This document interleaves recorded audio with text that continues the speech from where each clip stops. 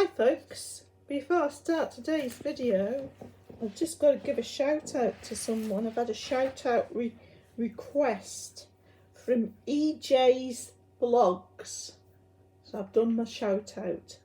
Okay, so today's video is something totally different. It's going to be about programming using the Makeblock Orion board. Now, we have been doing a guinea pig project for a couple of months now, haven't we, Paul? Yeah. This is our guinea pig creation that we're still working on. And I upload videos on the project about once every month. So we are going to put our electronics in this guinea pig and make an interactive guinea pig. So I want to do some programming today. Now, I'm not the most natural programmer in the world, just put it that way. But I discovered this brilliant thing called Makeblock, and it makes everything easy. So It uses a graphical programming language, isn't it? Yeah, it's actually been made for kids. Yeah. Like secondary schools, isn't it? But it is Arduino code underneath. Yeah, and what it is so that's your board, and they've made everything easy. So when you get They made the hardware easy. yes, they made the hardware And the easy, software. and the software, the coding. So we're just looking at the hardware first. So this is an Orion board, which has 8 ports, and It's essentially an Arduino at heart. But then it's got loads of other components on it, which means that you don't have to know about electronics and get separate components and solder them together. And even attaching sensors, you just attach the sensor with these really easy to use, what do you call these, RJ something leads? RJ, I think they basically, the connector's an RJ45 connector, so you get these little connectors. Yeah, so you like don't that, even have to connect on each solder. other. No. You just plug in the separate Sensors. whatever you want to use, into the right port, and that's made easy as well because it's all color coded. So this is a touch sensor, and it's got blue square on it. I'm using 2 touch sensors for my programming, and they go into any port that's got a blue square on. So I'm using ports 3 and 4 for the touch sensors. 3 and 4, yeah.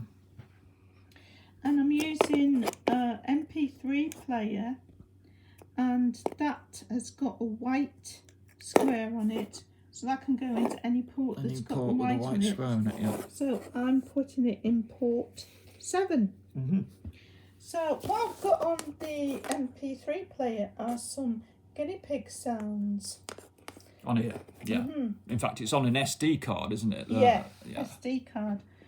And what I'm hoping to do is I'm hoping to do the programming with the Makeblock, because it's much easier than using Arduino.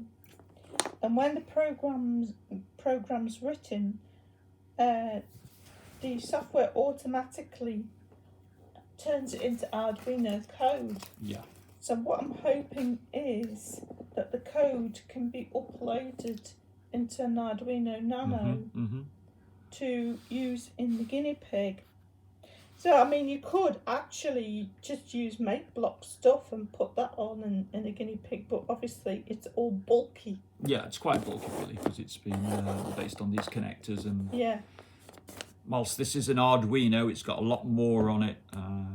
So we just want to use a basic bare nano after you develop the Arduino code. Yeah, with small components. And we'll be using our own modules then, not small modules. Very small modules. Because of course Paul can solder and all the rest, and it's got electronics knowledge. But you can do all the development and get it to work in the way you want on this setup here. Yeah, which is great, just super duper. So, what I'm going to do is I'm going to fire up the Makeblock software to start programming. Is that on the laptop then? On the laptop. Yeah. And plug in this Orion board and write a little program to get these touch sensors. These two touch sensors here, yeah. So to play certain tracks. Certain tracks on the MP3. On the MP3 player. Yeah, great. Okay, folks, this is what the Makeblock programming environment software looks like. So you've got these different sections under what it calls scripts, and we've gone to the section called robots, and under the section called robots we've got some instructions for the Me audio player. So we need these instructions in order to write a program. Unfortunately though, the cable that Paul found doesn't seem to be working, and he's not sure if it's a data cable. So we can't proceed today. So we're going to have a look for a cable that works, and then I'll come back to this tomorrow and hopefully we can get a program put together and get it to work.